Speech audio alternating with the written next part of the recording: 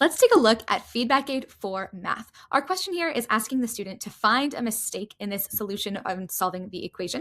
And in this example, this is a direct to learner mode, so I'm actually just going to write something right in there, and we're going to see how it scores. Now, Feedback Aid is great for math because it not only can look at the correct numbers, but it can also evaluate justification and reasoning, so what the learner was thinking. Let's see the score.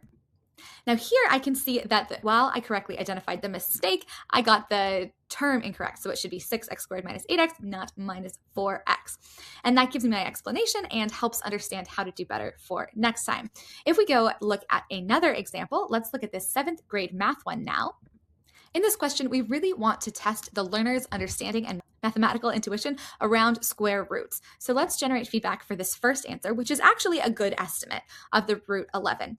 But looking at our rubric here, we were really looking for that justification. So they have to give the non-perfect root estimate and attempt to justify their learner. So they actually got no points, and that's explained very well in our feedback here.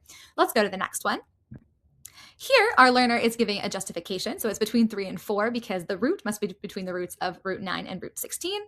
1 out of 2 because we provide the justification, but not the root estimate. And again, that's explained. In response 3, the learner both gives an estimate and gives a justification. So I would expect this learner to get 2 out of 2. There we go. Feedback Aid is a flexible, embeddable, agentic AI grading solution. It can go right into your platform. If you want to check it out for yourself, go to feedbackaid.com.